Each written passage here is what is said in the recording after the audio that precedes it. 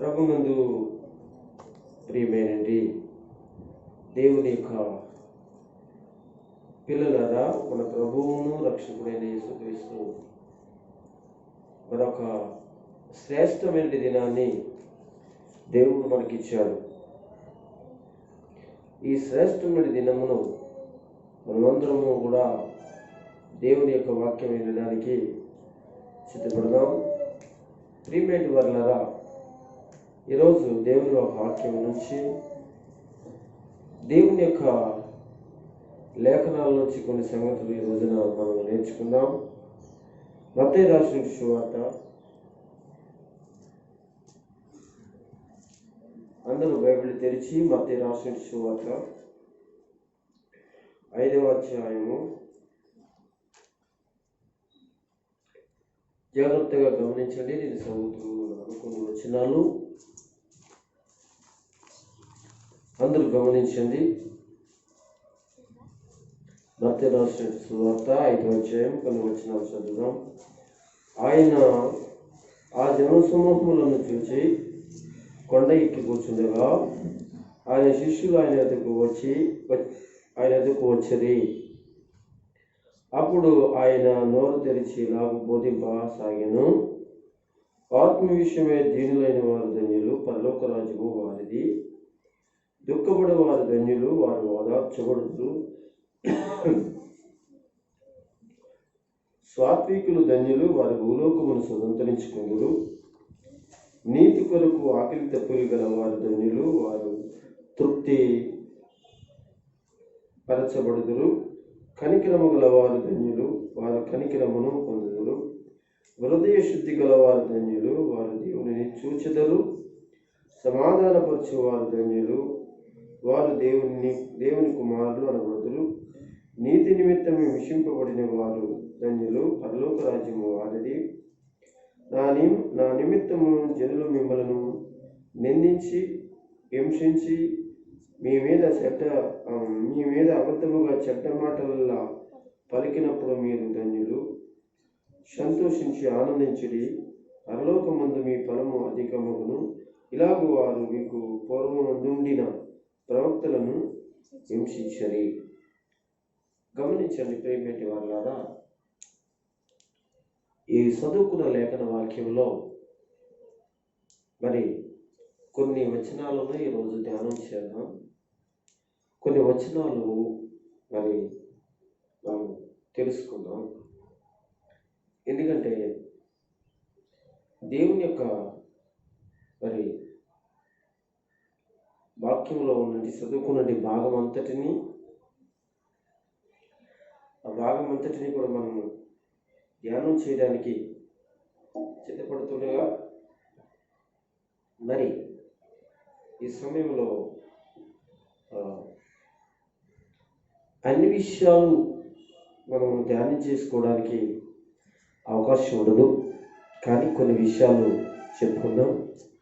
దేవుని చిత్తమైతే మరొక సందర్భంలో ఈ చదువుకున్నటి మొదటి నుంచి 12 వచనాల్లో ఉన్నటి భావాన్ని విషయాలను మనము తర్వాత భాగంలో మనం మాట్లాడుకోవడానికి సిద్ధపడదాం. ప్రియులారా, ఇక్కడ మనం గమనించవలసిన విషయం ఏంటంటే, మన ప్రభువైన యేసుక్రీస్తు ఆయన భూలోకంలో ఉన్నప్పుడు ప్రజలందరినీ కూడా ఆయన దర్శించడానికి వెళ్ళినప్పుడు కొన్ని ప్రాంతాలలో కొన్ని ప్లేసుల్లో ఆయన దేవుని యొక్క రాజ్యమును గూర్చి మాట్లాడే సందర్భాలు బైబిల్ గ్రంథంలో భక్తులైనటి మత్తయి, మార్కు, లూకా, యోహాను అనేటువంటి మరి యేసుక్రీస్తు వారి యొక్క శిష్యులలో లేక ఆయన వెంబడించిన వారిలో వారు మనకి తెలియజేయటం లేక అందించడం ఈ శుభవార్తల్లో మనకి కనపడుతుంది. అయితే యేసు ప్రభు ఒక రోజు నుండి ఒక కొండ పైన ఆయన ఉన్నారు. ఆ కొండ పైన యేసు ప్రభు ఒక శిష్యులు కూడా అక్కడ ఆయన ఉన్నారు, ఆయనతో కూడా ఉన్నారు. అప్పుడు జనసమూహాలు ఆ కొండ మీదకి వచ్చి యేసు చేసినటువంటి వాక్కులను, యేసు మాట్లాడుతున్నటువంటి మాటలను, యేసు అందిస్తున్నటువంటి వాక్కులను వారు వింటూ ఉన్నారు. అప్పుడు యేసు ప్రభు ఈ ప్రపంచంలో ఉన్న ప్రజలందరికీ కూడా ఈ యొక్క ప్రపంచంలో ఉండే ఈ బిడ్డలందరికీ కూడా ఆధ్యాత్మికమైన విషయాలు బోధించేటప్పుడు బైబిల్ అంతటి కూడా అన్ని వాక్యాల్లో కూడా ఆధ్యాత్మిక విషయాలే ఉన్నాయి. అయితే ఈ మత్తయి రాసిన సువార్త 5వ అధ్యాయంలో మనము చదువుకున్న ఈ భాగాలన్నింటిలో కూడా ధ్యానం చేసినప్పుడు 2వ వచనంలో రాయబడిన మాట ఏంటంటే, అప్పుడు ఆయన నోరు తెరిచి ఇలాగూ బోధింపసాగాడు. ఏం బోధించాడు ఆయన, ఏం చెప్పాడు ఆయన అనే విషయాలు మాట్లాడుకుంటే, ఆత్మ సంబంధమైన విషయాలు, ఆత్మలో దీనులైన వారికి ఎలాంటి లక్షణాలు ఉంటాయో గమనించండి. ధన్యతల గురించి మాట్లాడుతూ ఆత్మలో దీనులైన వారు ఎవరైతే ఉన్నారో వారికి ఎటువంటి లక్షణాలు ఉంటాయో గురించి మాట్లాడుతూ, ఇందులో మొదటి మాట ఏమిటి అంటే 3వ వచనంలో చెప్పాడు, ఆత్మ విషయంలో దీనులైన వారు ధన్యులు, పరలోకము వారిది. పరలోకం ఎవరిదంటండి? వారిది.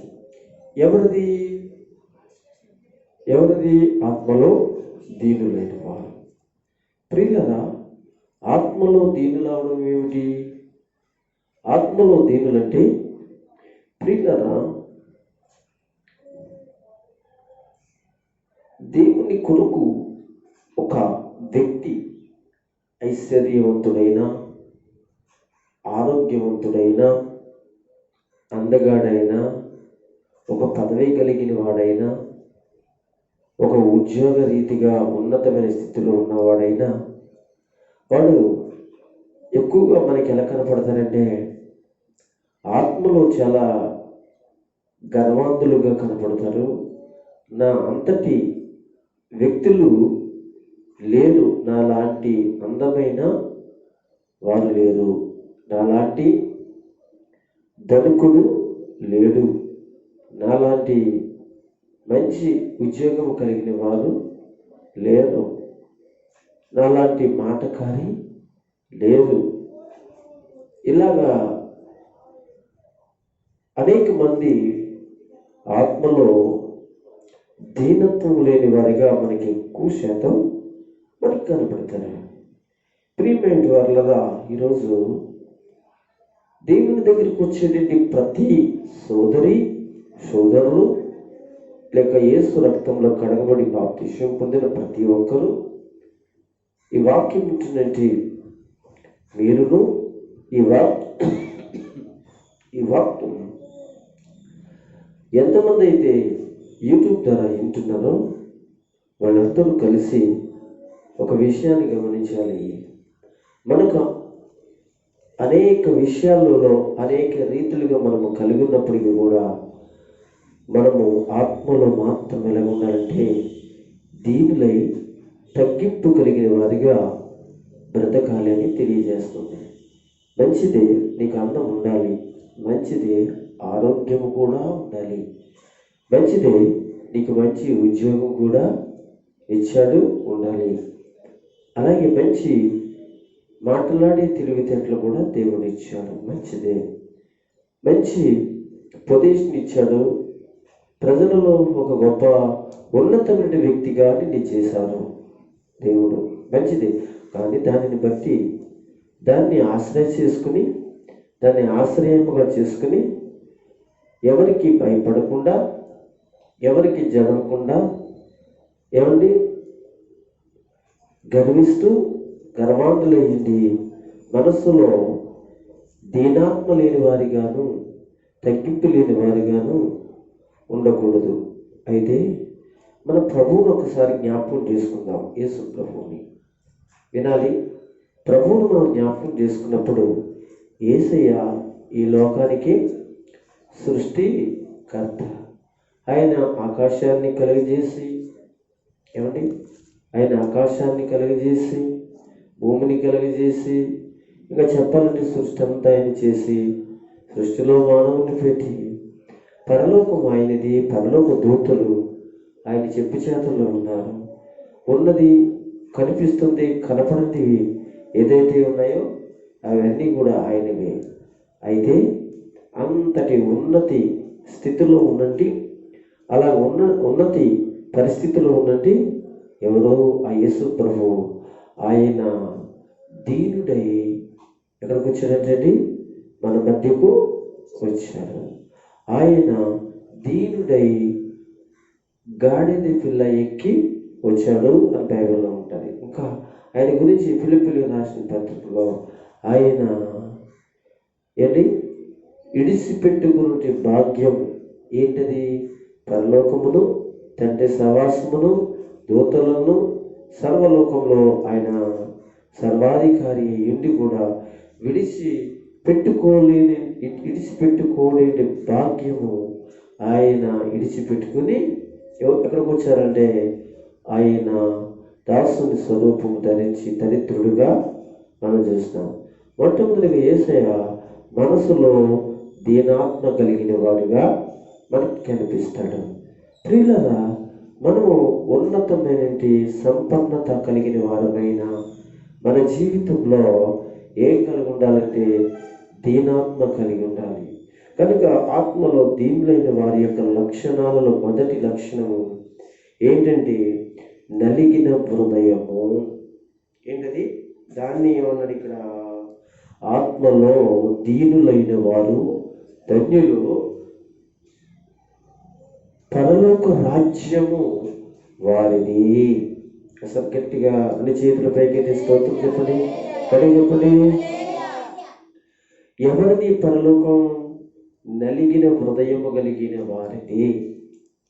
బైబిల్లో ఈ నలిగిన హృదయమును గురించి మనం మాట్లాడుకుంటే మత్తయి రాసిన శుభవార్తలో లేక సువార్తలో 11వ అధ్యాయంలో మొట్టమొదటి యేసు ప్రభువారు ఆయన మాట్లాడుతున్న విషయం ఏంటంటే 28 నుంచి 39 వరకు చదువుదాం.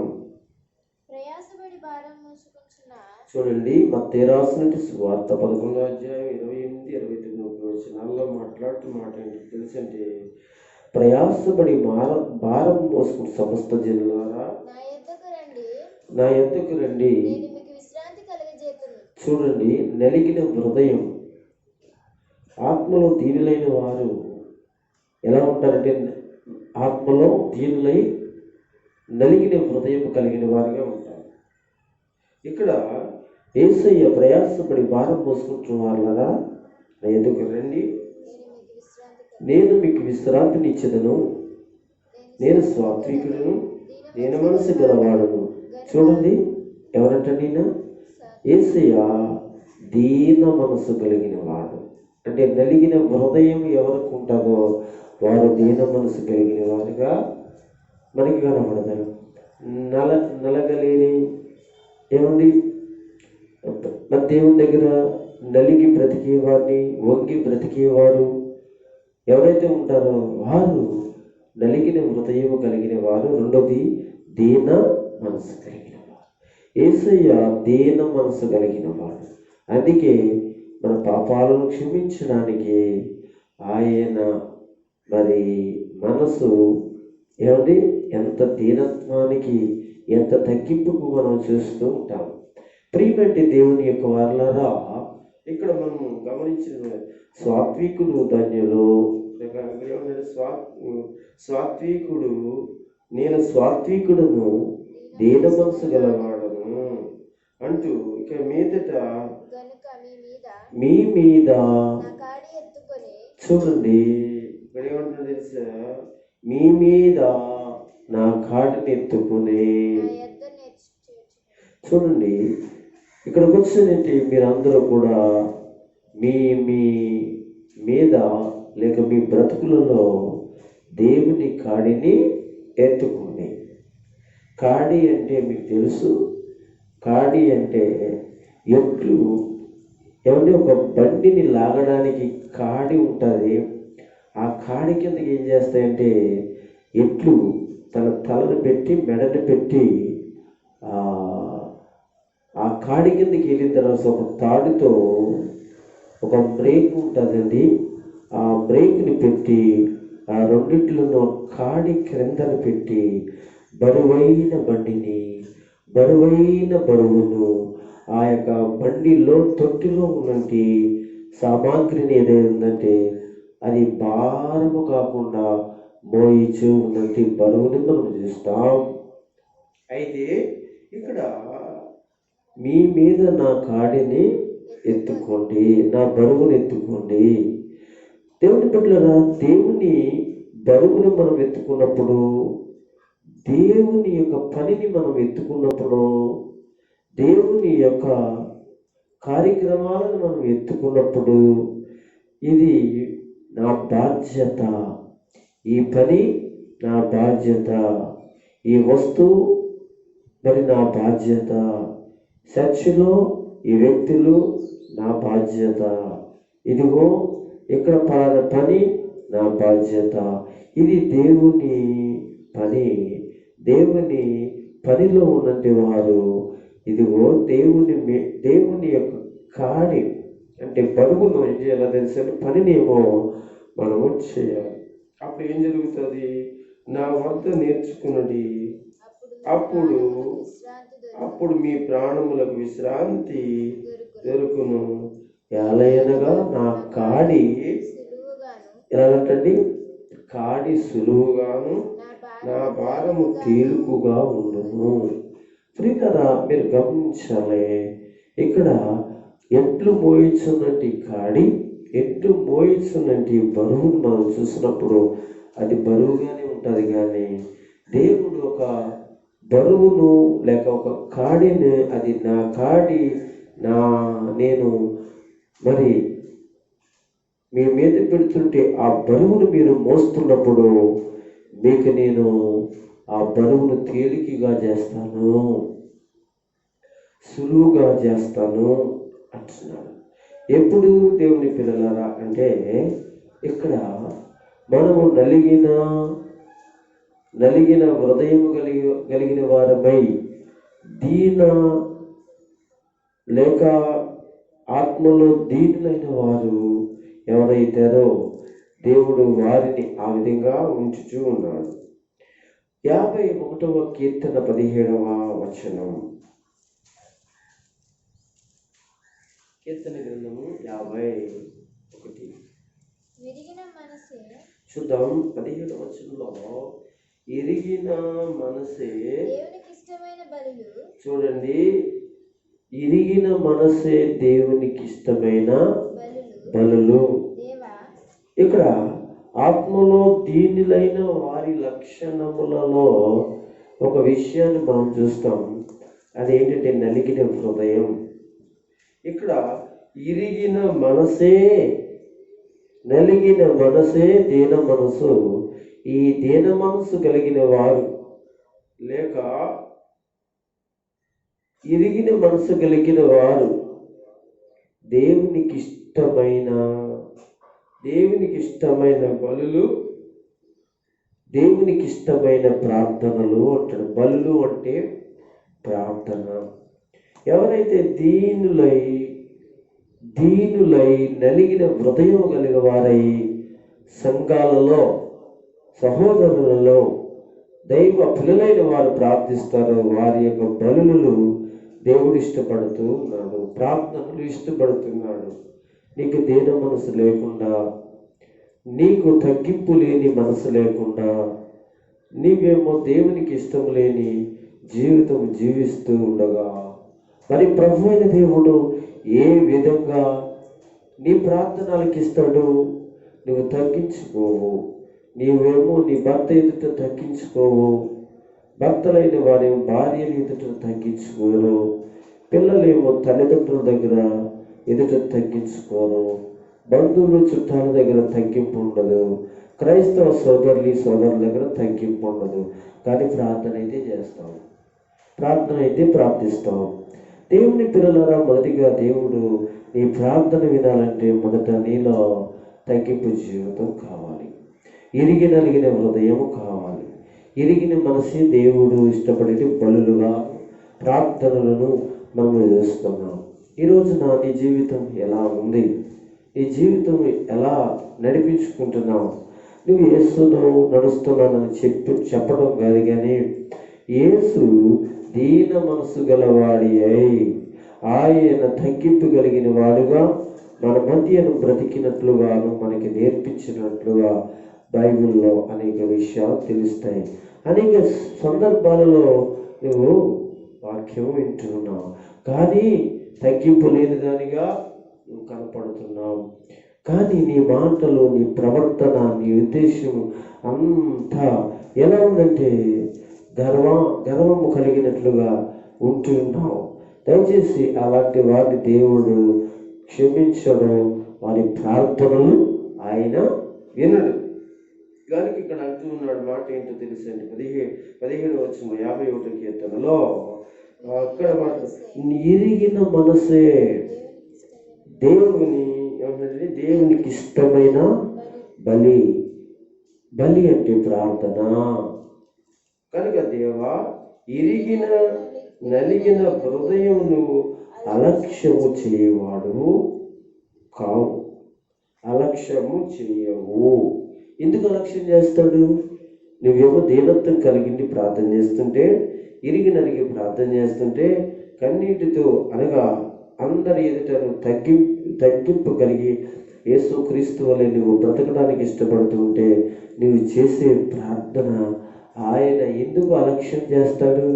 ఎందుకు నిర్లక్ష్యం చేస్తాడు అంటే, ఒకవేళ నిర్లక్ష్యం దేవుడు చేస్తే, అలక్ష్యం ఆలస్యమైతే, ఒకవేళ నీ ప్రార్థన లేక నీ దగ్గర భయంకరమైన లోటు ఏదో ఉంది, ఆ లోటుని సరి చేసుకోవడం మానేసి, ఆ లోటుని మరి దేవుని దగ్గర పెట్టి శుద్ధి చేసుకుని మంచిగా బ్రతకడానికి ఇష్టపడకుండా, దేవుడు నా ప్రార్థన వినడం లేదు, నా ప్రార్థనకి సమాధానం లేదు అనడం అది న్యాయమైన పరిస్థితి కాదని మీకు ప్రభు పేరట తెలియజేస్తూ, మీలో ఏవైనా దేవునికి ఇష్టము లేనివి, దేవునికి అసహ్యకరమైనవి మీలో ఎవరికైనాను ఒకవేళ పాప పరిస్థితుల మీద ఉన్నప్పటికీ కూడా అలాగనే ఉంటూ బ్రతుకుతూ ఉండి ప్రార్థనలు చేస్తే దేవుడు ఆలకించేటువంటి ప్రార్థనలు నీ దగ్గర నుంచి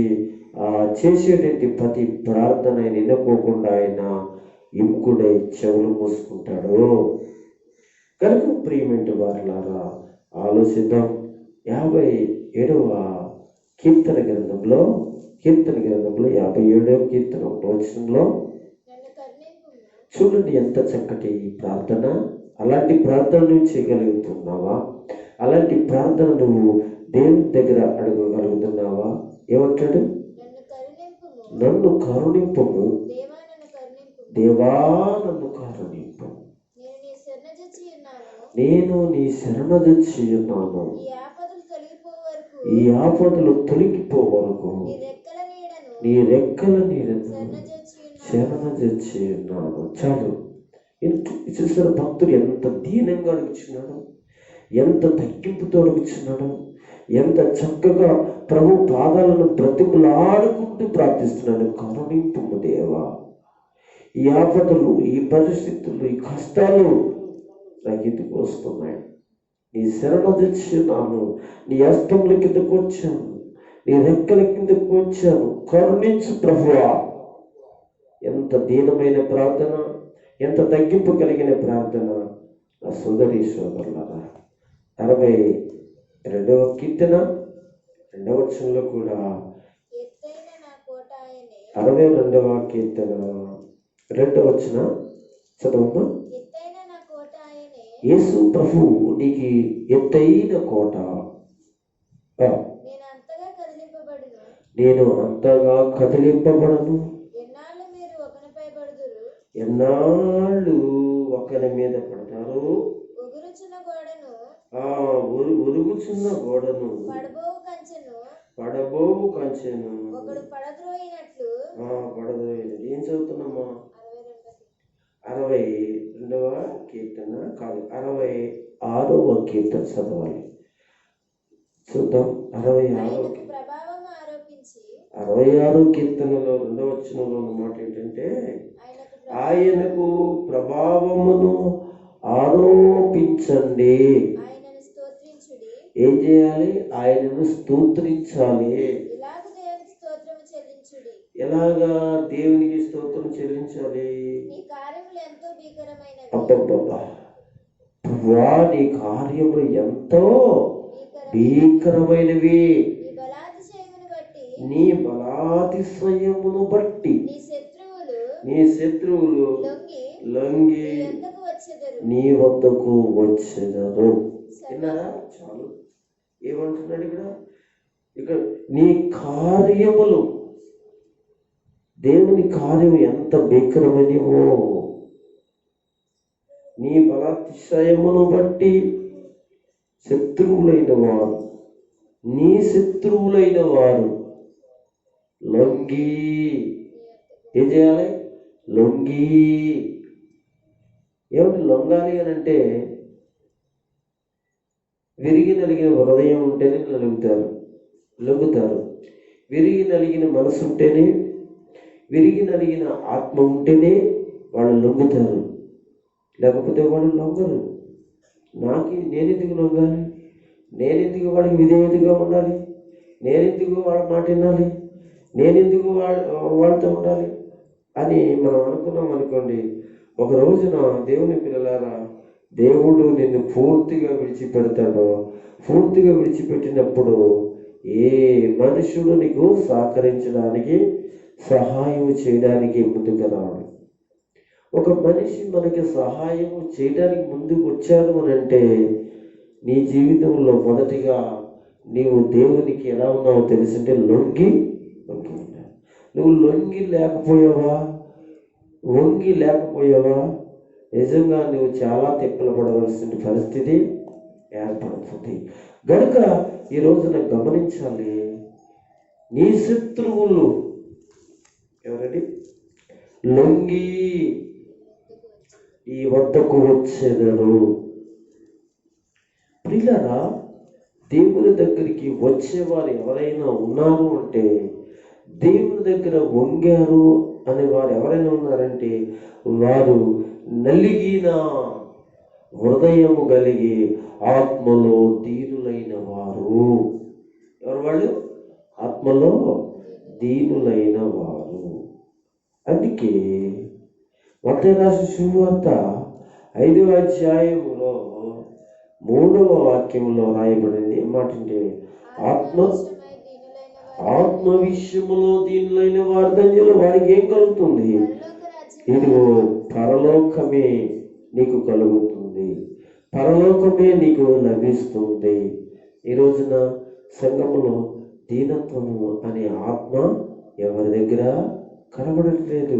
ఎవరికి వాళ్ళే గర్విస్తున్నారు, ఎవరికి వాళ్ళే అబ్బో నన్నేం చేస్తారు, ఎవరికి వాళ్ళే నా పని నాది, ఎవరికి వాళ్ళే నా పరిస్థితి నాది అంటే ఆత్మలో ఎవరికి వాళ్ళే, యవనస్తులు మొదలుకొని, యవన స్త్రీలు మొదలుకొని, అలాగే పెళ్ళైన వారు మొదలుకొని, వృద్ధాప్యులు మొదలుకొని అందరూ కూడా ఏమైపోయారంటే ఆత్మలో దీనత్వాన్ని చూపించటం మానేశారు. మరి అలాంటి కుటుంబాలను, అలాంటి వ్యక్తులను ప్రభువైన దేవుడు పరలోకానికి నడిపించగలడా అంటే, నడిపించబడాలి అని అంటే, దేవుని పిల్లలారా, నడిపించబడడానికి నువ్వేం చేయాలి అని అంటే, ఆత్మలో దీనులైన వారు ధన్యులు. దేవుని పిల్లలారా ధన్యులు. రెండవ మాట ఈ మత్తయి సువార్తలోనే మనకు కనబడుతుంది. ఆత్మలో దీనులైన వారి లక్షణాలలో మరొక లక్షణం లేక రెండవ లక్షణం అని కూడా మీరు పెట్టుకోవచ్చు. ఏంటి అంటే 4వ వచనం. ఎవరంటది? దుఃఖ దుఃఖపడువారు ధన్యులు, వారు ఓదార్చబడుదురు. దుఃఖపడడం ఇది రెండవ మాట మత్తయి రాసిన సువార్తలో మనం చెప్పుకుంటున్నట్టు మాట 5వ అధ్యాయం 4వ వచనం. ఆత్మలో దీనులైన వారి యొక్క లక్షణాలలో కనబడే మాట ఏంటండి? దుఃఖం. దాన్ని పశ్చాత్తాపపడు ఆత్మ. ఏ ఆత్మది? పశ్చాత్తాపపడు ఆత్మ. ఈరోజు పశ్చాత్తాపం ఉందా? తప్పు చేసావు, పొరపాటు చేసావు, అనేక మంది దుఃఖం కలిగించావు, అనేక మందినేమో మరి పరిస్థితులు అనుకూలంగా లేకుండా నువ్వు చేసి బ్రతుకుతున్నావు. అయితే నీలో పశ్చాత్తాపం కలిగి ఉన్నదా?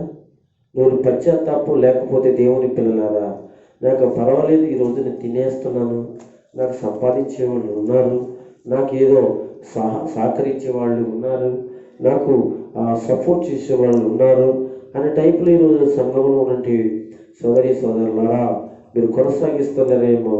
పశ్చాత్తాపము కలిగిన ఆత్మ కావాలి. ఏ ఆత్మ? పశ్చాత్తాపం కలిగిన ఆత్మ. పశ్చాత్తాపం కలిగిన ఆత్మ. ప్రియమైన వారులారా, ఈ విషయాన్ని మీరు చాలా జాగ్రత్తగా గమనించాలి. మీరు దుఃఖపడాలి. దుఃఖపడడం మనిషి ఏం చేస్తున్నావు? నువ్వు దుఃఖపడాలి. నువ్వు చేసినట్టు దేవునికి విరోధమైన ప్రతి పని విషయంలో దుఃఖపడాలి. దుఃఖపడడం మానేసి గర్విస్తున్నావు, దుఃఖపడడం మానేసి నా అంతటా నేను చేసింది మంచిది అనుకుంటున్నావు. కానీ ఈ రోజున గడిచిపోవచ్చు, ఈ సంవత్సరం గడిచిపోవచ్చు, రానున్న సంవత్సరాలలో నీవు చేసినది దేవుడు తప్పనిసరిగా నీ ఎదుట తీసుకొచ్చి ఇదిగో పశ్చాత్తాపం లేకుండా బ్రతికేయాలనుకుంటున్నావేమో. ఆలోచించు. ప్రభు చెప్తున్నాడు, రెండవ మాట ఏంటో తెలుసండి, దుఃఖపడేవారు ధన్యులు, వారు ఓదార్చబడతారు. ఎవరిని ఓదార్చబడతారు? నీ జీవితంలో నీ చుట్టాలు నిన్ను ఓదార్చలేదు. నీ జీవితంలో నీ బ్రతికేంటో నేను కనులెత్తి చూడలేదు. నీ బ్రతుకులో నువ్వు తిన్నావో ఉన్నావో లేదో నీకు తెలియదు. ఈ రోజున ఏంటండి? ఆలోచించు. దుఃఖపడేవారు ధన్యులకు ఓదార్చబడతారు. నేను ఎవరైనా ఓదార్చిన వాళ్ళు ఉన్నారా? నీ జీవితంలో ఎవరైనా నీకు సహాయం చేసిన వాళ్ళు ఉన్నారా? ఎవరైనా నీవు ఈ ఫలానా పరిస్థితిలో ఉన్నావు, ఫలానా స్థితిలో ఉన్నావు అని ఎవరైనా తీసుకొచ్చి నేను సంకెక్కించుకున్నారా? ఈరోజు దేవుని పిల్లలారా, ప్రభు చెప్తూ ఉన్న మాట ఏంటి తెలుసా? ఏంటన్నాడు ఇక్కడ? దుఃఖపడేవారు ధన్యులు, వారు ఏం చేయబడతారు? ఓదార్చబడతారు. యేసోపు అనేటువంటి భక్తుడు యాకోబు కుమారులో చిన్నవాడు, కానీ అతడు చాలా దుఃఖపడేవాడు, చాలా ఏడ్చేవాడు. కానీ అలా ఉంటుండగా తన జీవితంలో కొంతకాలం తర్వాత అన్నలే తన అమ్మేసి మరి వారు చనిపోయాడని తండ్రికి చెప్పారు.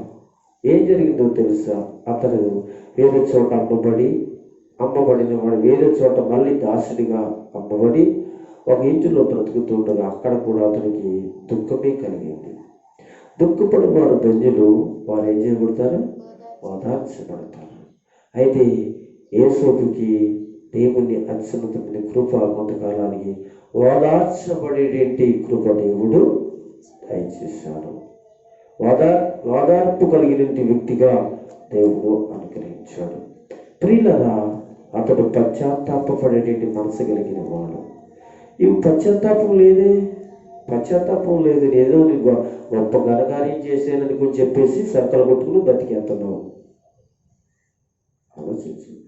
పశ్చాత్తాపం లేదే. అయ్యో ఎంత తప్పు చేశాను, ఎంత మోసం చేశాను నేను. పశ్చాత్తాపం మోసం కదా. మోసాన్ని ఈ రోజున మంచి అనుకుని నువ్వు బ్రతికేస్తున్నావేమో, కానీ ఆ మోసం విషయంలో దేవుడు ఒక రోజున నీకు పట్ట బయలు చేస్తాడు. నీ బ్రతుకు ఎలా ఉంటుందో అంటే తెలుసు, భయంకరంగా ఉంటుంది. కానీ పశ్చాత్తాపడాలి. అయ్యో నేను తప్పు చేశాను, తప్పు చేస్తున్నాను. ఇప్పుడు ఈ రోజు వరకు కూడా లేదా నీ బతుకులో ఈ రోజు వరకు లేదా నీ జీవితంలో? చూద్దాం. అంటే కాలం ఇలాగే ఉంటుందా? సోదరులారా, కాలం ఇలాగే ఉంటుంది అనుకుంటున్నారా? రోజులు ఇలాగే జరుగుతాయి అనుకుంటున్నారా? రోజులు ఇలాగే మనం ఆరోగ్యంగా ఉంటాం అనుకుంటున్నారా? అనగా ఎవరైనా నీకు సపోర్ట్ చేస్తారని నువ్వు అనుకుంటున్నావా? ఈరోజు 10 మంది ఉన్న వాళ్ళకే ఎవరు వచ్చి సపోర్టు లేదు. కనుక నీ జీవితంలో నువ్వు దేవుని దగ్గర పశ్చాత్తాపడి తిరిగి నువ్వు బ్రతకవలసిన బ్రతుకుని నీ జీవితంలో మర్చిపోయి ఏం చేయాలనుకుంటున్నావు? బ్రతికేయాలనుకుంటున్నావేమో. జాగ్రత్త. మరొకసారి చెప్తున్నాను, పశ్చాత్తాపడటం చాలా ముఖ్యమైనది. తిరిగి ఆలోచించు. కొంతమందికి తిరిగి ఎక్కడికి రావాలో తెలియదు. తెలుసుంటే కూడా ఏం చేస్తారో తెలుసా? ఇంటికి వెళ్ళాలి తిరిగి అనుకుని ఏం చేస్తారు? అలా బ్రతికేస్తారు. వాళ్ళ బ్రతుకులో సాతానాలను ఎక్కడ తీసుకెళ్తారంటే పాపంలోనికి, శాపంలోనికి, భయంకరమైన సాంతల గదులు చెప్పినట్లు సింపుల్ గుడ్ల పాలవుతారట. సింపుల్ గుడ్ల పాలవుతారట బైబిల్లో చెప్పిన సాంతల గ్రంథంలో. ఎందుకో తెలుసా? వాళ్ళు గర్వము కలిగిన వాళ్ళు. ప్రియమైన వాళ్ళు, దేవుని వాక్యం చెప్తుంది, దేవుడు ఒకసారి మాట్లాడాడు అంటే అది నిజం. ఈరోజు దుఃఖపడి వారు ధన్యులు. వారికి ఏమొస్తుంది? ఓదార్చబడతాం. నిన్ను ఎవరైనా ఓదార్చే వాళ్ళు ఉన్నారా? చూద్దాం. రేపన్న రోజులు నేను చూస్తాను. ఓదార్చే వాళ్ళు ఎవరైనా ఉన్నారా? రేపొద్దు నీ పక్క వాళ్ళు నీ దగ్గరికి వచ్చి ఓదార్చే పరిస్థితి చేయి దాటిపోయి పరిస్థితులు తెచ్చుకున్నట్లుగా మనం చూస్తున్నాం. ఈరోజు మనకు కావాల్సింది ఏంటో తెలుసా? దేవుని పిల్లారా, దేవుని పాదాల దగ్గర మనము పశ్చాత్తాపడటం నేర్చుకోవాలి. పశ్చాత్తాపడిన వారు ఓదార్చబడతారు. పశ్చాత్తాపడిన వాళ్ళు దీవించబడతారు. పశ్చాత్తాపడిన వాళ్ళు దేవుని కనికరాన్ని పొందుతారు. పశ్చాత్తాపడిన వాళ్ళు పరిస్థితులు మంచిగా ఉంటాయి. కనుక సుఖమా, ఏంటి నీ జీవితం? ఏమిటి నీ పరిస్థితి? దేవుడు మాట్లాడుతుండగా ఆత్మలో దీనులైన వారి యొక్క 2వ లక్షణం ఏంటో తెలుసా? పశ్చాత్తాపడడం. పడకుండా బ్రతికేమో అనుకో చాలా ఘోరం. ఎవరు? యాసావు పశ్చాత్తాపడలేదు. ఏమైపోయింది? తన జీవితం నాశనం అయిపోయింది. బైబిల్ గ్రంథంలో ఆదాము అవ్వలు పశ్చాత్తాపడలేదు. ఏమైపోయింది వాళ్ళ జీవితం? అలాగే యేసు ప్రభు శిష్యుల్లో ఒకడైనటువంటి పశ్చాత్తాపడలేదు. కానీ పశ్చాత్తాపడినట్లుగా కనపడుతుంది, కానీ అది మారు మనసు కలిగిన పశ్చాత్తాపం కాదండి. అది రక్షణార్థమైన పశ్చాత్తాపం కాదండి. అది మారు మనసుకు సంబంధించిన పశ్చాత్తాపం వేరు, మామూలుగా పశ్చాత్తాపం వేరు. అది ఎలాగుంటుందంటే ఏదో పై వేషం అనమాట, అది పై నటన అనమాట. మారు మనసు కలిగిన పశ్చాత్తాపం ఎలా ఉంటుందంటే నీకు ఏమండి ఓదార్చబడడానికి అవకాశం ఉంటుంది. కనుక రక్షణార్థమైన మారు మనసు పశ్చాత్తాపం కాదండి అది. కనుక ఇస్కరియోతు యూదా మరి పశ్చాత్తాప పడినట్లుగా చూస్తాం, కానీ పశ్చాత్తాపం కాదండి. కనుక ఈరోజు మనము ఆత్మలో దీపులేని వారి యొక్క లక్షణాలలో 2వ లక్షణం పశ్చాత్తాపడే లక్షణం. 3వ లక్షణం ఏంటంటే సాత్వికమైన ఆత్మ కలిగిన వారిగా ఉండాలి. మత్తయి రాసిన సువార్త 5వ అధ్యాయం 5వ వచనం.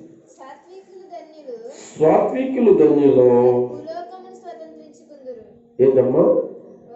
దేవునికి స్తోత్రం కలుగును గాక. తర్వాత చదివి కానీ ఒకసారి 4వ మాట ఒక్కసారి చదవండి. దుఃఖపడేవారు ధన్యులు, వారు ఓదార్చబడుదురు. ఓదార్చబడే పరిస్థితి. ఒక 3వ విషయం తర్వాత మాట్లాడదాం. ఇక్కడ దుఃఖపడే పరిస్థితులలో యెషయా చెప్తాడు 61వ అధ్యాయంలో 2వ వచనం చెప్తాడు. 61వ యెషయా గ్రంథంలో దుఃఖపడే విషయంలో మరి పశ్చాత్తాపడే విషయంలో 61వ మరి అధ్యాయంలో 2వ వచనం చెప్తాడు. యెహోవా హితవస్త్రమును మా హితవస్త్రమును మా దేవుని ప్రతిదండన విషయంలోను ప్రకటించుటకును. చూడండి ఏంటంట, దుఃఖాక్రాంతులందరినీ దుఃఖపడే వారు అందరినీ ఒక్కళ్ళే కాదు వాదార్చడం జరుగుద్ది. హల్లెలూయా. అందుకే యేసు ప్రభు చెప్పిన మాట ఏంటి తెలిసే, రెండవ మాట, దుఃఖపడేవారు ధన్యులు, వాళ్ళు వాదార్చబడతారు. యాకోబు రాసిన పత్రిక 4:9 కూడా ఒక మాట చదువుతాం. 4:9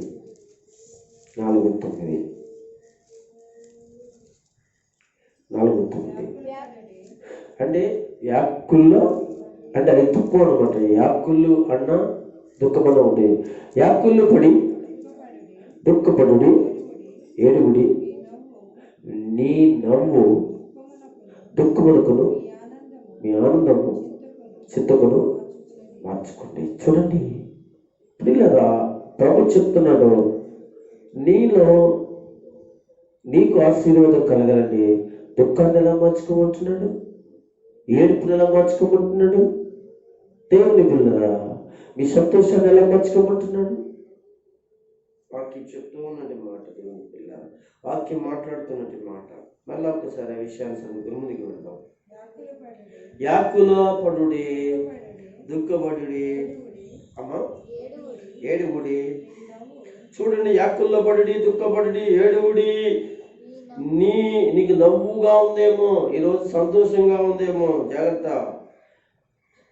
సంతోషంగా ఉన్నట్టుగా నువ్వు బ్రతికేస్తున్నావేమో అంటున్నాడు. మీ నవ్వు దుఃఖమును చూడండి, దుఃఖమునకును మీ ఆనందము చింతగా. అవును, కరెక్ట్.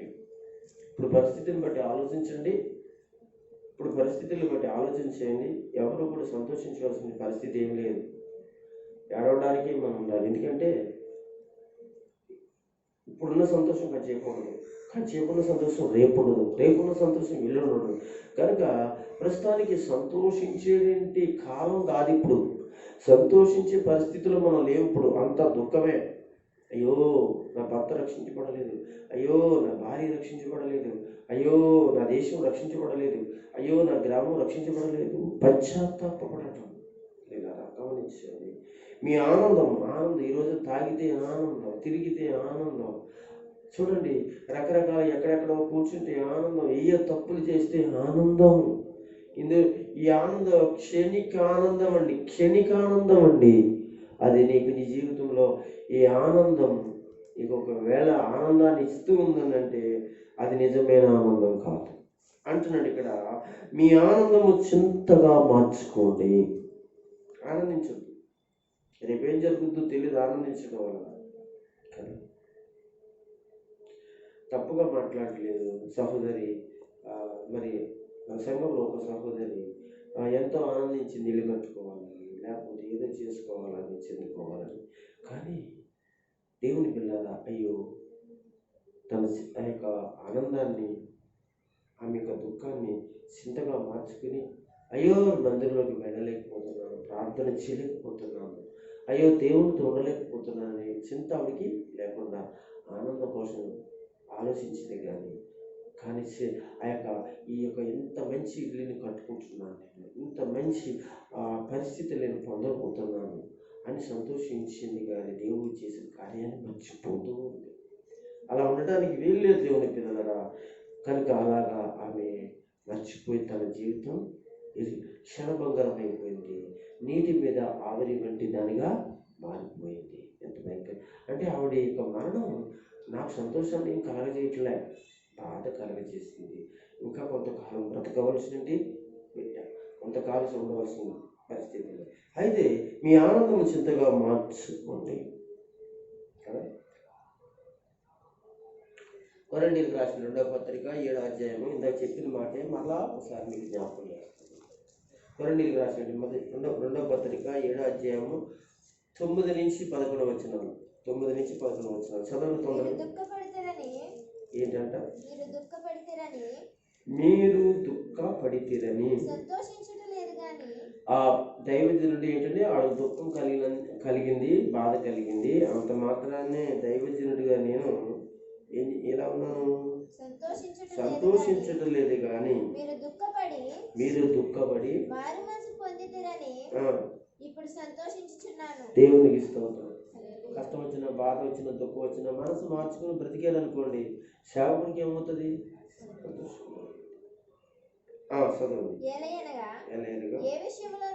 ఏ విషయంలో మా వలన మీరు నష్టం పొందుటకై మా వలన మీకు నష్టము పొందుటకై నేను దైవ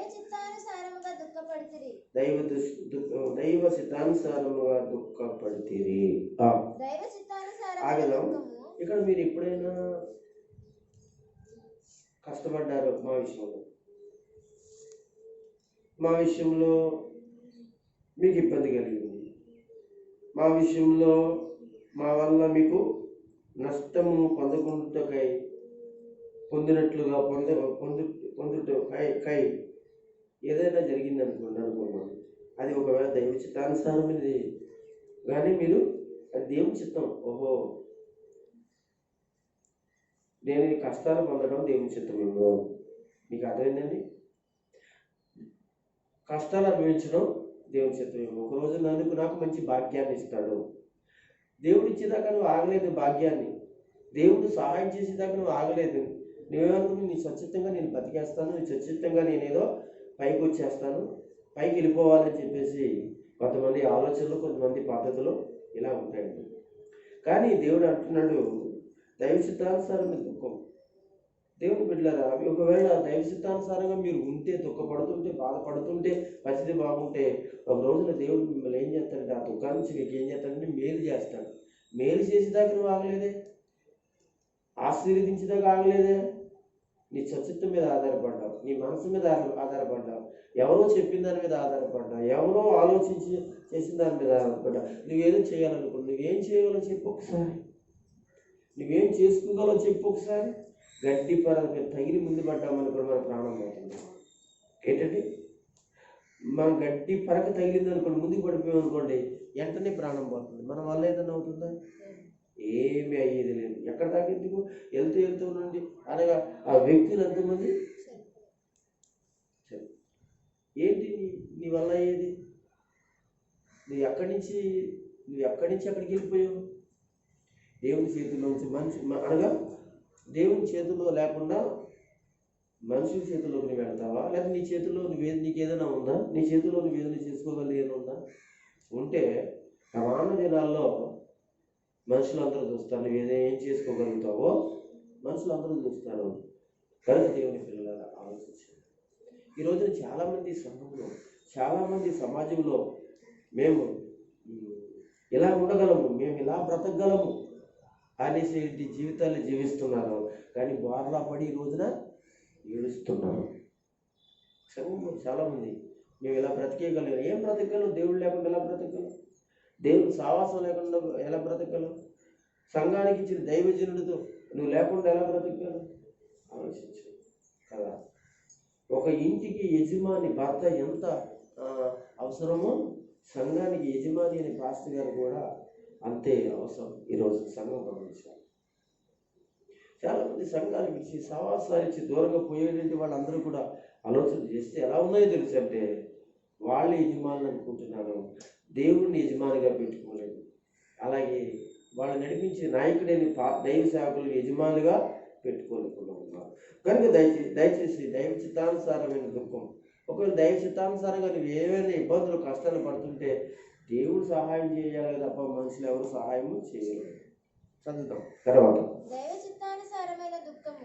ఇందాక చదువుకున్నాం కదా, దైవ చిత్తానుసారమైన దుఃఖము రక్షణార్థమైన మారుమనసును కలుగజేయును. చూడండి, దైవ చిత్తానుసారమైనది అయితే మాత్రమే ఏం కలుగజేస్తుంది?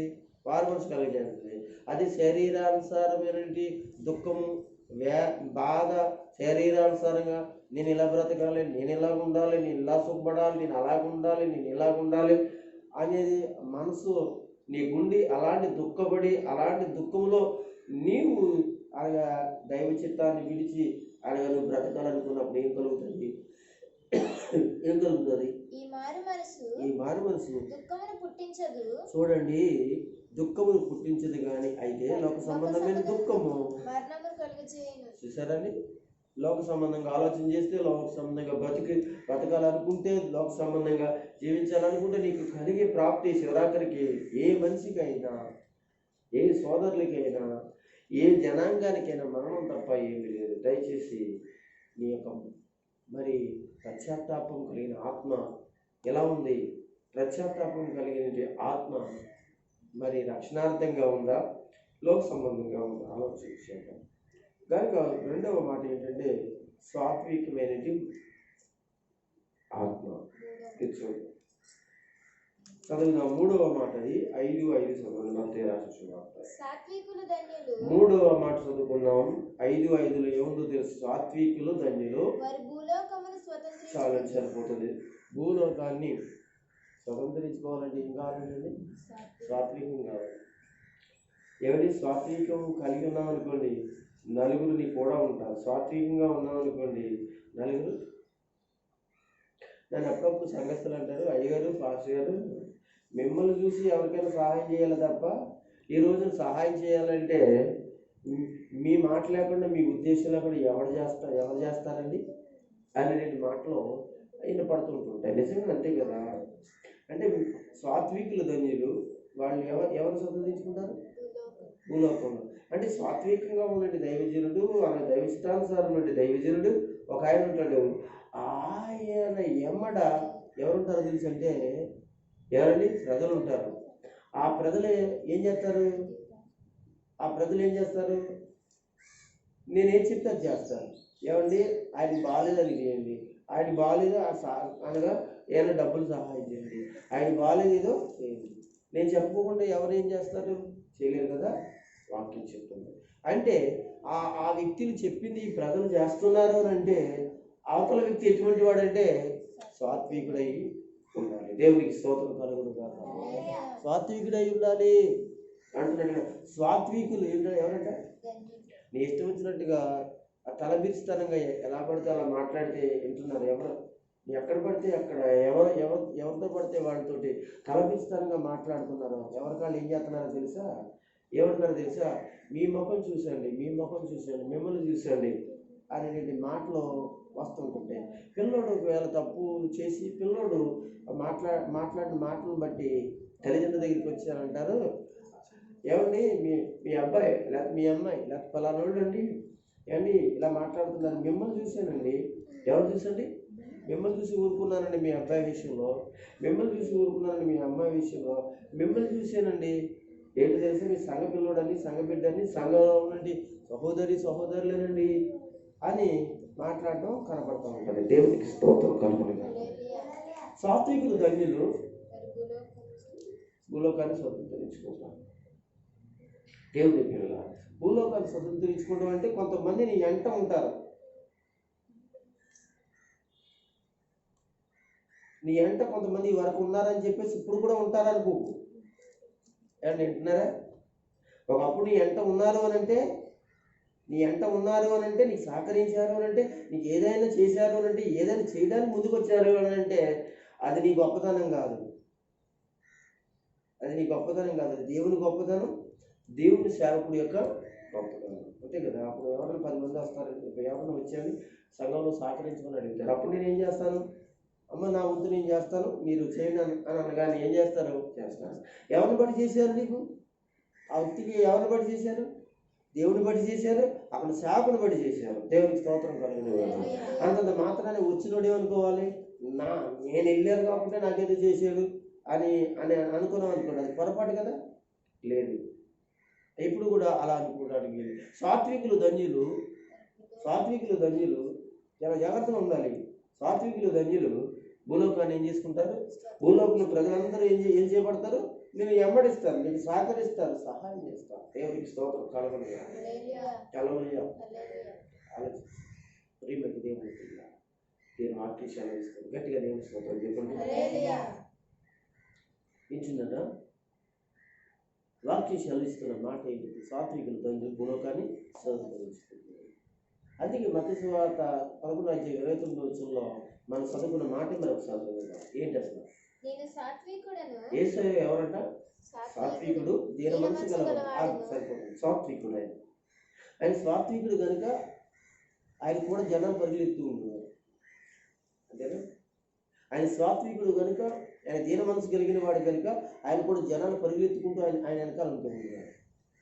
ఈరోజు సేవకుడు అనబడినట్టు నా పరిస్థితి కూడా ఆలోచన చేస్తే కనుక దీన మనసు గలవాడినైతే, సాత్వికుడినైతే ప్రజలు కూడా ఆ సేవకుడు ఎంత ఏం చేస్తారో ఉంటారు. ఆ సేవకుడు ఏం చేయమంటే అది చేస్తారు. పలానోడికి ఇలా చేయండి, పలానోడికి ఇలా చెందండి, పలానోడికి అనగా నిశ్చయంలో మీరు నడుము పెట్టుకోండి అంటే వాడు చేస్తాడు. గల కారణం ఆ సేవకుడైనా, ఆ సహోదరి అయినా, ఆ పరిస్థితిలో ఉన్నవాడు ఎవరైనా ఎలా ఉండాలంటే సాత్వికులు ఉండాలి, నీ సహాయం కావాలి. అంతేకాని తప్ప కాళ్ళ తీసుకుంటూ తల ఏంటండి మెడ సాచుకుని మనం మాట్లాడుతూ ఉంటే దేవుడు ఏం చేస్తాడు చూసి మనల్ని ఏం చేస్తాడు తెలిసి దూరంగా పెట్టినట్లుగా ప్రజలు ఏం చేస్తాడంటే దూరం చేస్తాడు. అప్పుడు మన పరిస్థితి వేరుగా ఉంటుంది. కనుక అక్కడ ఏమంటున్నాడంటే దేవుని వాక్యంలో 37 కీర్తన 11 వచ్చిన కూడా చదువుతాడు. 37:11 కీర్తన. దీనులు భూమిని స్వతంత్రించుకుందురు. ఏంటంటే దీనులు ఏం చేసుకుంటారు? భూలోకాన్ని స్వతంత్రించుకుందురు. బహుక్షేమము కలిగి సుఖించెదరు. హల్లెలూయా. వింటున్నారా? సాత్వికులైన వారు ఏంటి దీనులైన వారు ఏం చేసుకుంటారు అనమాట? భూమిని స్వతంత్రించుకుంటారు. అంతేకాకుండా అక్కడ ఏమన్నాడు? బహుక్షేమము కలిగి సుఖించెదరు. బహుక్షేమము కలిగి సుఖించెదరు. సుఖాన్ని అనుభవిస్తావు. నువ్వు సుఖాన్ని అనుభవిస్తావు. ఎక్కడ నీకు సుఖం? దేవుని సన్నిధిలో సుఖం, దేవుని సవాసంలో సుఖం, దేవుని వాక్యంలో సుఖం, దేవుని యొక్క మరి నడవడిలో సుఖం, దేవుని సేవకులతో సుఖము, దేవుని వాక్యంతో సుఖం, దేవునికి సంబంధించిన ప్రతిదానిలో అక్కడ నీకు సుఖం ఉంటుంది. ఒకవేళ ఇప్పుడు సుఖపడినట్లుగా కనపడొచ్చేమో కానీ ఒక రోజున దుఃఖపడేటి పరిస్థితులు మనకి కనపడతాయి. ఎప్పుడు? వాక్యం లేనప్పుడు, మందిరం లేనప్పుడు, సావాసం లేనప్పుడు, ప్రార్థన లేనప్పుడు, దేవుడు లేనప్పుడు, అనగా దైవ కానీ సేవకుల యొక్క సహకారం లేనప్పుడు. దేవుని స్తోత్రం కలిగిన సంఘంలో మొట్టమొదటి దేవుడి తర్వాత దైవ సేవకుల యొక్క సహకారాలు ఎక్కువ ఉండాలి. ఎందుకంటే వాక్యం సెలవిస్తుంది దైవ సేవకుడి యొక్క సహకారాలు ఉండాలి. ఏమండి? దైవ జనుడి యొక్క సహకారం లేకుండా నీకు భూమి మీద ఎట్టి పని. నీ కొరకు ప్రార్థన చేయమని చెప్పేవాడు దైవజనుడు. నీ కొరకు అలాగే ఉపవాసం ఉండమని చెప్పేవాడు దైవజనుడే. అలాంటి దైవజనుడు సహకారం సంఘంలో లేకుండా నీ అంతటే నీ యొక్క సహకారాల కోసం నువ్వు ముందుకి వెళ్ళినట్లయితే లేక ఉన్నట్లయితే నీ వ్యక్తి పరిస్థితిలో సహకరించుకోలేదు. చాలా ఇబ్బందులు కలిగే పరిస్థితి నీకు కలుగుతుంది అంటున్నాడు. పేతురు రాసిన పత్రిక 3:4 మొదటి పేతురు రాసిన పత్రిక 3:4 చదివితే అక్కడ అంటున్నాడు సాత్వికమైన ఆత్మ కలిగిన వారి పరిస్థితిని గురించి మాట్లాడతాడు. 3:4 ఎవరంట? సాధువైనట్టు అంటే సాత్వికమైన మనసు గలవాడైనట్టు. ఎలాగంటండి? మృదువు. నీ మాట చాలా మంచిగా ఉండాలి. ఎలా పడితే అలా ఉండకూడదు, ఎక్కడ పడితే అక్కడ మాట్లాడకూడదు. నువ్వు ఎలా పడితే అలా మాట్లాడేసావు అనుకోండి, ఎన్నవాళ్ళు నాకు చెప్పరేంటంటే నువ్వు ఏం మాట్లాడుతున్నావో, నువ్వు ఏ విషయాలు చెప్తున్నావో అని నువ్వు అనుకుంటున్నావు. వాళ్ళు నా వాళ్ళు అనుకుంటున్నావు, లేకపోతే వాళ్ళు ఎక్కడ ఏం మాట్లాడరని నువ్వు అనుకుంటున్నావేమో. కానీ డైరెక్ట్గా నేను దైవజనుడు నా దగ్గరికి వస్తుంది ఆ విషయం. దేవునికి స్తోత్రం. నీ పరిస్థితి అంతా కూడా ఏం చెప్తారో తెలుసా? చెప్తారు. ఏంటి అప్పుడు వాళ్ళు దూరం అవుతారు, దేవుడు దూరం అవుతాడు. కానీ దైవ సేవకుడు నీ కొరకు ప్రార్థన చేసి దైవ సేవకుడు కూడా నీ గురించి అనగా దూరంగా ఉంటాడు. సాధువైనట్టు చాలా మృదువుగా ఉండాలి. ఎలా పడితే అలాగా నీ ఎత్తు వచ్చినట్టుగా నీ ఎంత మాట పడితే అంత మాట ఎక్కడ పడితే అక్కడ మాట్లాడేసావా అది అక్కడే ఉండదు. కానీ ఎక్కడికి వెళ్ళాలో అక్కడికి వెళ్తుంది. అందుకే అంటేసి ప్రభు విద్యలో మాట్లాడింది ఎక్కడ మాట్లాడుతుందంటే గదిలో మాట్లాడుకున్నదంటే చెవుల్లో వినబడుతుంది. అలాగే చీకట్లో మాట్లాడింది ఎక్కడికి వస్తుందంటే నీ ఇల్లులోకి వస్తుందంటే ప్రజల్లోకి వస్తుంది అనమాట. నువ్వేమనుకుంటున్నావు? నీ ఎవరో చూడలేదు అనుకుంటున్నావు, ఎవరితో ఏ విషయాలు సంభాషణ చేయలేదనుకుంటున్నావు. ఆ మనిషి ఇంకొకరికి, ఆ మనిషి ఇంకొకరికి, ఆ మనిషి ఇంకొకరికి, ఆ మనిషి సంఘంలో ఉన్న వాళ్ళకి చెప్పడం, తర్వాత ఎక్కడికి రావడం, ఎక్కడికి వస్తుందో అక్కడికి వస్తుంది. నువ్వు అనుకుంటున్నావు నీ ఎవరి దగ్గర అన్నింటి దగ్గరే ఈవిడ అక్కడికి వెళ్దేమో అనుకుంటావు. ఆవిడ వెళ్ళక్కర్లా, ఆవిడ అక్కడే ఉంటుంది, ఇంకొకరు మాట్లాడుతుంది. ఆవిడ ఏం చేస్తే ఇంకొకరు మాట్లాడుతుంది. ఆవిడేమో సంఘంలో ఉన్న వాళ్ళకి, ప్రార్థన వాళ్ళకి ఆవిడకు చెప్తుంది అనమాట అండి. నువ్వేమనుకుంటున్నావు? ఈ ముసలమ్మ ఇక్కడే ఉంటుంది, ఆ అమ్మ అక్కడే ఉంటుంది, ఈ అమ్మ ఇక్కడే ఉంటుంది, ఆ అయ్య అక్కడే ఉంటాడు, ఆ బ్రదర్ అక్కడే ఉంటాడు, ఆయన గుడికి వెళ్ళేవాడు ఏంటంటే ఆ విషయాలన్నీ కూడా ఆయన సంఘంలో తెలియడానికి, దేవునికి తెలియడానికి, లేకపోతే ఆయన పాస్టర్ గారికి తెలియడానికి ఆయన గుడికి వెళ్ళేదంటే నువ్వు అనుకోవచ్చేమో. లేదు లేదు లేదు లేదు. నీ మాట మృదువైనట్టు చాలా జాగ్రత్తగా చాలా మంచిగా ఉండాలి. ఆ చదువు గుణములు అక్షయాలంకారము గల మీ హృదయపు అంతరంగ స్వభావమును మీకు అలంకారముగా ఉండవలెను. చాలు, మీరు జాగ్రత్త.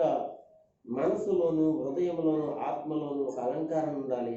అది దైవ చిత్తానుసారమైనటువంటి అలంకరణగా ఉండాలి. ఇంకొక విషయాన్ని మనం మాట్లాడుకుని ముగించుకున్నాం.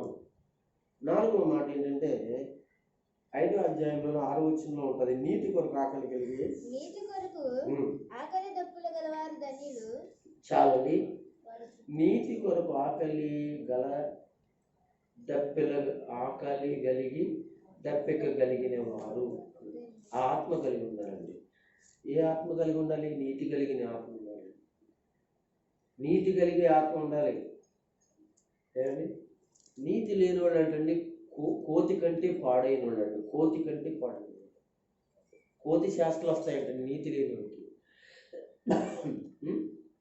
నీతి లేని వాడికి ఏమొస్తాయంటండి? కోతి శాస్త్రాలు వస్తాయంటండి. ఆలోచించండి. నీతి కొరకు ఆకలి దప్పిలు గలవారు ధన్యులు. అంటే ఆకలి దప్పిలు కలిగిన ఆత్మ కావాలి నీతి కొరకు. నీతి నీతి నీతి కొరకు మంచి జీవితం. మంచి జీవితం కొరకు నీకు నువ్వు పత్తున్నా పర్లేదు. మంచి జీవితం కొరకు అనగా నీకు బట్ట లేకపోయినా పర్వాలేదు.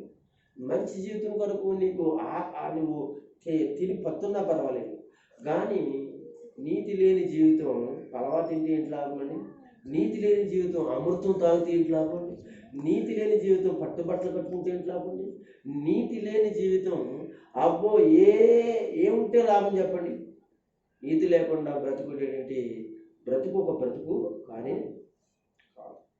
కనుక ఈ రోజున సంఘంలో ఉన్నటువంటి సోదరి వాళ్ళారా, సహోదరులారా, దేవుని పిల్లలారా, ప్రభు చెప్తున్నాడు, దీన మనసు ఆత్మలో దీనిలేని వారి యొక్క లక్షణం ఏంటో తెలిసింది. నీతి కొరకు. ఈరోజు నీతి కొరకు బ్రతకడానికి ఇష్టపడుతున్నావా? నీతి కొరకు ఇష్టపడుతున్నావా? 34వ కీర్తనలో బైబిల్ గ్రంథంలో 34వ కీర్తనలో 10వ వచనంలో చెప్తారు ఈ మాట. సింహపు పిల్లలు ఏంటంట? సింహపు పిల్లలు లేమి గలవై ఆకలి గొనినను. ఒకవేళ లేకుండా అవి సింహం పిల్లలే కానీ తిండి లేకుండా ఆకలి ఉన్నా కానీ దేవుని ఆశ్రయించే వారికి దేవుని స్తోత్రం. ఎవరిని ఆశ్రయించావు నువ్వు? ఎవరిని ఆశ్రయించావు నువ్వు? ఓకే, సంఘంలో ఉన్న సోదరి సోదరులారా, ఎవరిని ఆశ్రయిస్తున్నావు నువ్వు?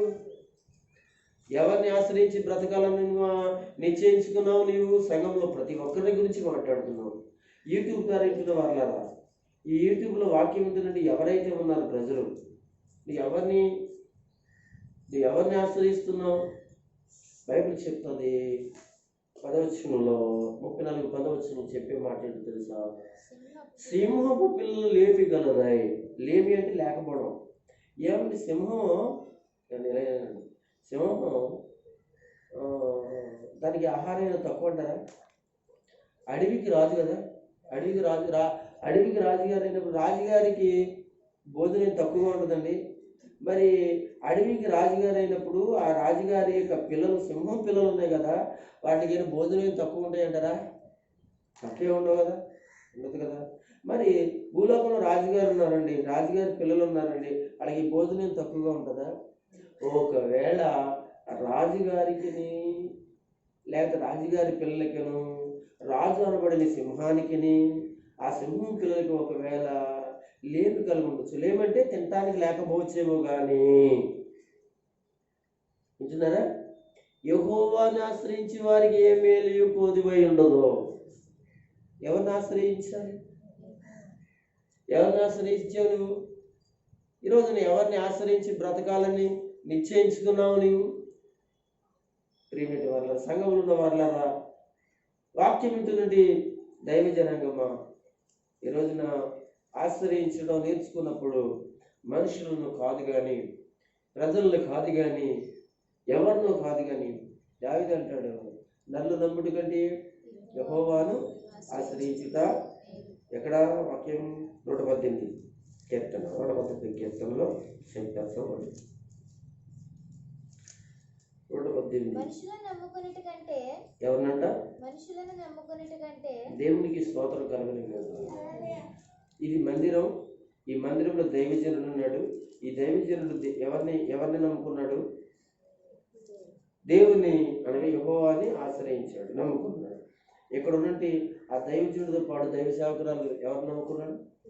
దేవుడు. వారి పిల్లలు దేవుని నమ్ముకున్నారు. దేవునికి స్తోత్రం. అంటే దేవుని మీద ఆశ్రయపడే చోటు నుంచి, దేవుని నమ్మిన చోటు నుంచి, దేవుని పిల్లలారా అంటున్నాడు దావీదు, అంటున్నాడు దావీదు మాట్లాడి మనుషులు నమ్ముట కంటే యెహోవాను ఆశ్రయించడం మేలు, నీకు మేలు. దావీదుకి తెలుసు, రథాలు ఉన్నాయి, గుర్రాలు ఉన్నాయి, ఏమండి, కానీ దేవుడు చెప్పిన మాట, దైవజనుడు చెప్పిన మాట తోచా తప్పకోకుండా బ్రతికిన వాడు దావీదు గొప్పడు. అందుకే అతనికి మేలు ఎక్కడ ఉందో తెలుసంటే, అనగా దేవుని ఎత్తనే అతనికి మేలు ఉంది, బయట నాకు మేలు లేదు, మనుషుల వల్ల మేలు లేదు, మనుషుల వల్ల అంతా కీడే. దావీదుకి తెలుసండి, మనుషులు ఎప్పుడు కీడు చేసేవాళ్ళే తప్ప మేలు చేసేవాడు ఎవరు లేరు. దయచేసి అలాంటి మనుషులను నువ్వు నమ్మింది, అలాంటి కీడు చేసే మనుషులను నువ్వు ఆశ్రయించింది. ఈ రోజున ఆలోచించండి, ఎక్కువగా ఎక్కడ చూసినా ఎవరిని ఆశ్రయిస్తున్నారంటే కీడు చేసేవాడిని ఆశ్రయిస్తున్నారు. మేలు చేసేవాడిని దేవుడిని ఆశ్రయించడం లేదు, మేలు చేసే వ్యక్తుల్ని ఆశ్రయించడం లేదు. దేవుని పిల్లరా, అందుకే వారి జీవితాలు అంతంతగా అనగార్చబడడానికి గల కారణం దావీదుకి తెలుసు. దావీదు అంటాడు, మనుషుల్ని నమ్ముకోలేదయ్యా, నేను నమ్మలేదయ్యా. ఎవరు నమ్మాను? యెహోవాను ఆశ్రయించాను అంటున్నాడు. రాజులు నమ్ముటి కంటే యెహోవాను ఆశ్రయించటం లేదు. కనుక అన్ని జనులందరూ చుట్టుముట్టుకుని ఉన్నారు, యెహోవా నామం బట్టి నేను వారిని నిర్మూలన చేసేదాను. నలుదిశలను వారు నన్ను చుట్టి ఉన్నారు, యెహోవా నామమును బట్టి నేను వారిని నిర్మూలన చేసేదాను. దావీదు జీవితం భయంకరమైపోయింది. దావీదు జీవితం ఎలాగైపోయింది? చుట్టూ కూడా అనగా శత్రువులే, అన్యులే, కందిరీగ వలె, కందిరీగ వలె చుట్టూ మూగేసేసారు తన జీవితం. అప్పుడు దేవుని మీద ఆధారపడినట్లుగా ప్రార్థిస్తున్నాడు. నేను మనుషులు నమ్మలేదు, రాజును నమ్మలేదు, ఎవరిని ఆశ్రయించానంటే దేవుని ఆశ్రయించాను అని అతడు బ్రతుకుని గురించి మాట్లాడుతున్న విషయాన్ని మనం చూడగలుగుతున్నాం. అతడు నీతి కొరకు ఆకలి కలిగి, దప్పిలి కలిగి, ఆకలి కలిగి అంటే దప్పిక కలిగి బ్రతకటం నేర్చుకోండి. నీతి కొరకు నీతి లేని పరిస్థితులు ఏమీ నీ జీవితంలో ఆశీర్వాదకరంగా. సోదరులారా, 42వ కీర్తనలో ఏమంటున్నాడు? 42 కీర్తనలో ఏమంటున్నాడు? 1, 2 వచనాలు, 3 వచనాలు చదవండి.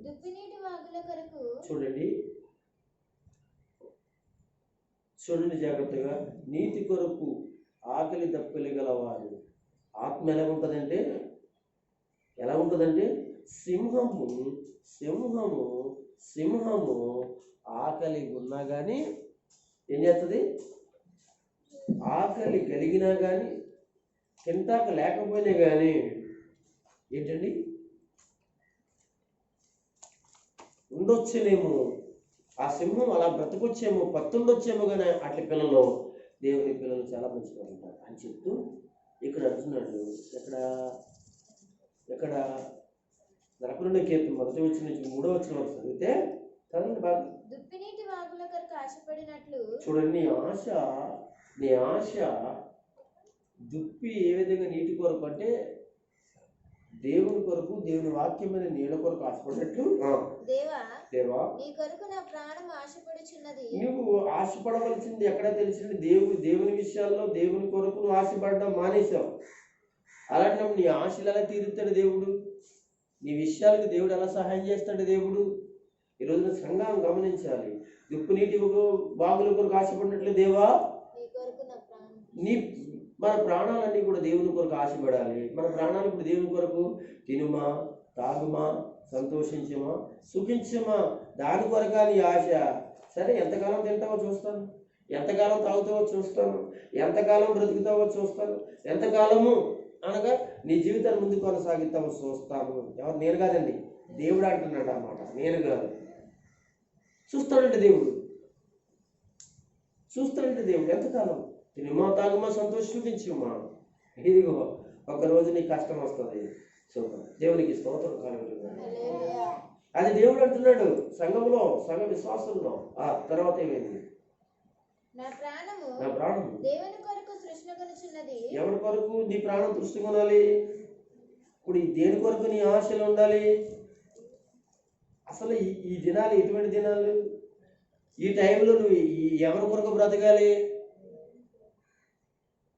దేవుని కొరకు బ్రతకవలసిన బ్రతుకు, దేవుని కొరకు జీవించవలసిన బ్రతుకు, దేవుని కొరకు చేయవలసిన పరిచర్య, దేవుని కొరకు ఉండవలసిన పరిస్థితులు ఈ రోజున యవన కాలంలో ఉన్న యవనస్తులందరూ కూడా ఎలా బ్రతుకుతున్నారంటే వాళ్ళు భయంకరంగా బ్రతుకుతున్నారు. ఆ మాట మనకు సరిపోదమ్మా. నా ప్రాణము దేవుని కొరకు తృష్ణగొనుచున్నది. చూడండి, ఈ రోజున యవనస్తులైన వారి సంఘంలో, స్త్రీలైన వారి సంఘంలో వారు దేవుని కొరకు బ్రతకాలని తృష్ణ లేదండి, ఆలోచన లేదండి. లోకం కొరకే బ్రతకాలనుకుంటున్నారు. ఆలోచించు. ఆ యొక్క లోకం కొరకు బ్రతుకుతున్నప్పుడు, ఆ లోకంలో బ్రతుకుతున్నప్పుడు, ఆ లోక పరిస్థితులు నీ జీవితంలో ఉన్నప్పుడు హఠాత్తుగా నీ మరణం వస్తుంది. అప్పుడు నువ్వు పరలోకానికి వెళ్తావా, నరకానికి వెళ్తావా? ఆలోచించు. అసలు జీవము గల దేవుని కొరకు తృష్ణగొనుచున్నది. చూడండి, భక్తుడైతే నా ఆశ, నా ప్రయాణం, నా ఉద్దేశము, నా బ్రతుకు దేవుని కొరకే బ్రతకాలని ఉంది. నా తృష్ణంతా కూడా దేవుని కొరకే, అనగా నా ఆలోచనలన్నీ కూడా దేవుని కొరకే. ఆలోచించు. దేవుని నువ్వు దేవుని కొరకు ఆలోచించినప్పుడు దేవుడు నీ కొరకు ఆలోచన చేస్తాడు. నీ కొరకు నువ్వే ఆలోచించుకున్నావు, మరి దేవుడు నీ కొరకు ఆలోచిస్తాడా? ఏమంటే నా కొరకు నేను ఆలోచించుకున్నప్పుడు దేవుని కొరకు మానేశాను ఆలోచనలు. దేవుని కొరకు బ్రతకాలనుకోలేదు, దేవుని కొరకు జీవించాలనుకోలేదు, దేవుని కొరకు ఉండాలనుకోలేదు, దేవుని కొరకే సాగాలనుకోలేదు, దేవుడు వచ్చే వరకు నేను సిద్ధపడాలి అని అనుకోలేదు నీవు.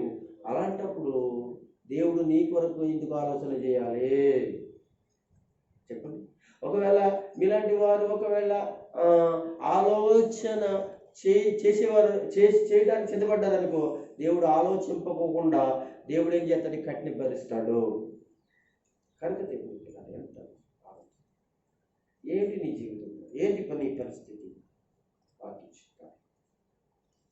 నీతి కొరకు ఆకలి కలిగి దప్పిలు కలిగిన వారు, దప్పికలు కలిగిన వారు నీతి కొరకు బ్రతకడం విషయంలో ఏం చేస్తారు?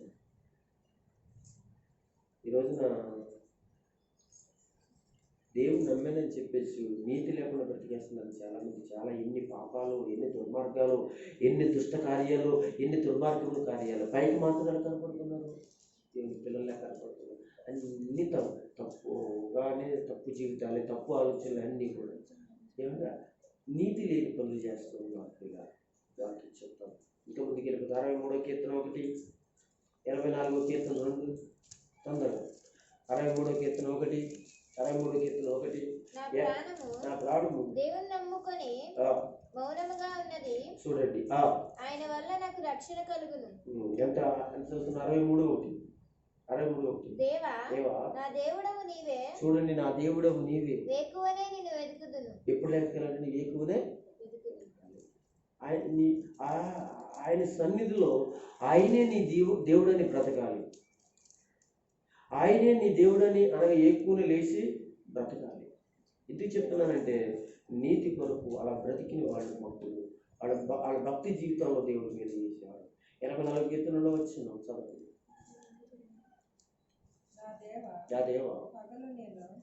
పగలు నేను మర్రపెట్టుచున్నాను, రాత్రి వేళను నేను మౌనముగా ఉండట్లేదు. అయినను నాకు ఉత్తరం ఇయ్యకున్నావు. ఎందుకు ఉత్తరం ఇవ్వట్లేదు ఆయన? ఎందుకు ఉత్తరం ఇవ్వట్లేదు? ఇంకా ఉందమ్మా, చదువు. ఇంకేముందా? మళ్ళీ చదువుకోసారి మొదటి నుంచి. దేవా పగలంతా మర్ర పెడుతున్నాను, రాత్రి వేళను నేను మౌనంగా ఉండట్లేదు. రాత్రి వేళ కూడా ఏం చేస్తున్నాను? ప్రార్థన చేస్తున్నాను. కానీ నీతి లేదే. ఈ రోజున పగల ప్రార్థన చేస్తున్నావు, రాత్రి ప్రార్థన చేస్తున్నావు, అబ్బో అది ఇది అంటున్నావు, నీతి లేదే. చదువు. అయినా నీవు ఎందుకు నాకు సమాధానం ఇవ్వట్లేదు అని అంటే నీ బ్రతుకు సరిగ్గా లేదు. కనుక సింహం పిల్లలు లేమి కలిగినను ఏంటండి? దేవుని ఆశ్రయించే వారికి ఏం కలుగుతుందంటే మేలు కలుగుతుంది. ఏమండి? మరి ప్రభు సహాయం చేస్తాడు. స్త్రీలరా, యోహాను రాసిన సువార్త 7వ అధ్యాయము 37 to 39 చదివేది ఒకసారి. 37 అనండి.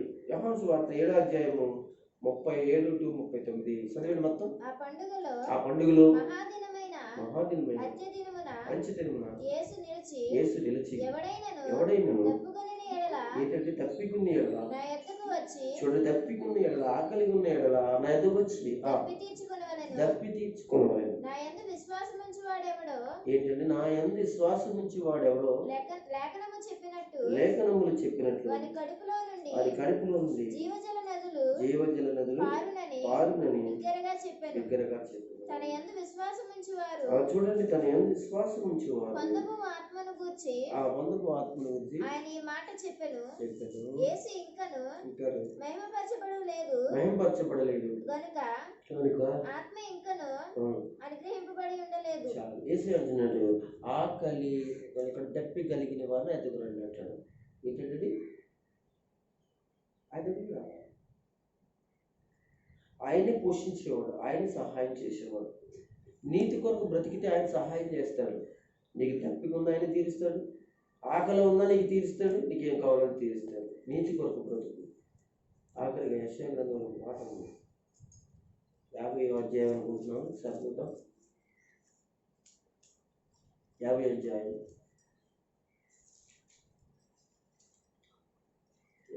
చూద్దాం. 50వ అధ్యాయం